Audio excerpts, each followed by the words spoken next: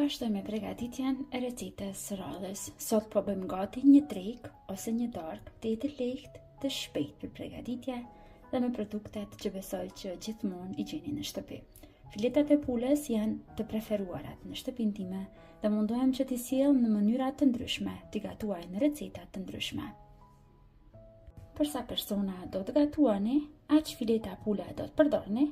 Unë këtë drekë po e bëj të përshtatshme për 4 persona dhe këtu kam bërë gati 4 fileta pule. Gjithashtu do të kemi nevojë edhe për disa patate.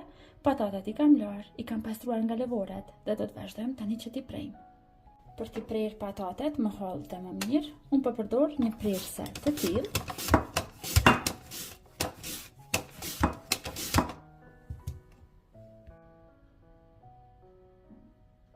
Tani marrim një tepsi për pjekje, poshtë tepsisë do të shtrojmë pak vaj.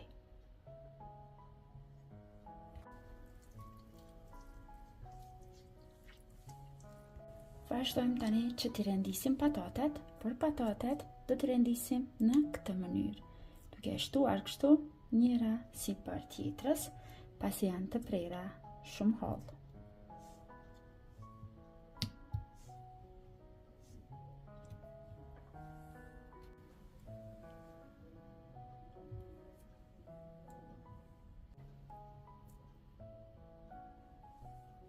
Vazhdojmë tani sipër patateve të shtojmë pak erëza të përziera. Patatet i kemi bërë gati, vazhdojmë që t'i marinojmë tani filetat e pulës. Te filetat e pulës do të shtoj pak hudër në pluhur, pak piper të zi, pak keri,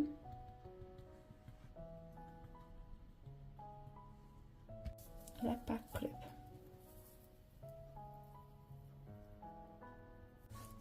Tani me duar vazhdojmë, bëjmë kështu sipër erëzave dhe i vendosim filetat e pulës njëra mbi tjetrën që të marrin nga erëzat edhe nga ana tjetër.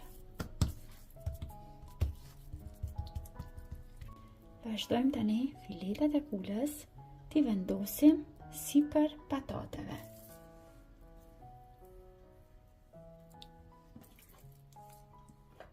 Dhe tani, pasi kemi renditur në tepsi, vazhdojmë që ta përgatisim salcën, me cilën do t'i mbulojmë sipër. Marrim një tenxhere më të vogël dhe aty shtojmë një lugë gjelle me gjalp. Presim në zjarr mesatar derisa gjalpi të shkrihet. Tani te gjalpi i shkrir do të shtojmë një lugë gjelle me miell. Vazhdojmë e skuqim miellin për 2-3 minuta, nuk duhet që ta skuqim shumë, mjafton sa të ndjejmë aromën e këndshme të miellit. Nuk do të shtojmë më tepër miell, sepse salca na duhet të jetë pak më e hollë, jo të na bëhet shumë e trashë. Pasi mielli fërgohet, vazhdojmë të shtojmë 500 ml me qumësht. Pak kryp dhe pak piper të zi.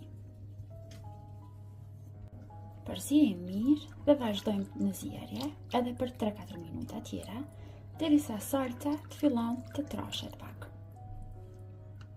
Salca është gati, është zier dhe po e vrini se nuk e kam trashur shumë.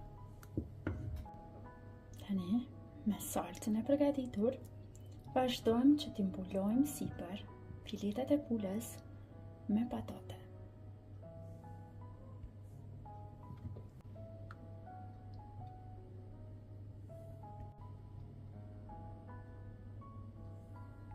Tani do të vazhdojmë që t'i pjekim. Fura është e parangrohur mirë në 250 gradë, por tepsinë sipër do ta mbulojmë me nylon foli dhe do të vazhdojmë që t'i pjekim ashtu në furrë për 30 minuta.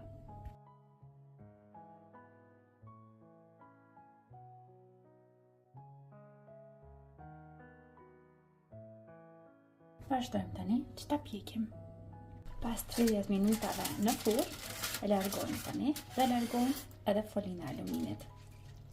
Pra po e vremi sa mirë që janë duke u zier, edhe salca është trashur, por tani për t'i bërë ato që t'janë edhe më të shishme, do të vazhdojmë që sipër t'i mbulojmë me djath kashkavall të bërënërinde. Mund të shtoni kashkavall sipas shijeve të juaja, mund të shtoni edhe më tepër nëse keni dëshirë. Sipër kashkavallit do të shtoj edhe pak kopër të thatë. Nëse keni mund të shtoni edhe kopër të freskët. Këtë po e shtoj thjesht për t'ia theksuar ngjyrën pak më tepër gjellës. Tani i rikthejmë në furrë edhe për 10 deri në 15 minuta tjera, por tani do t'i lëmë të hapura që kashkavalli të shkrihet.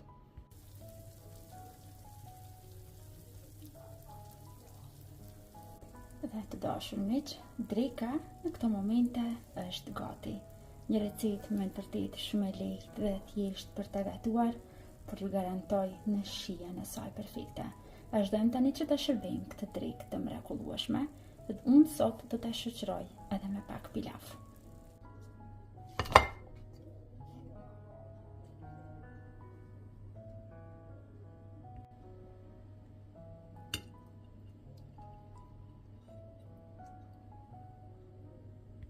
Me pra të dashur miq, pjata për ditën e sotme është gati. Shpresoj që do ta provoni edhe ju, do ta gatuani dhe do ta shijoni bashkë me familjet e juaja. Deri në video recetat e radhës, mbeteni të përshëndetur nga unë.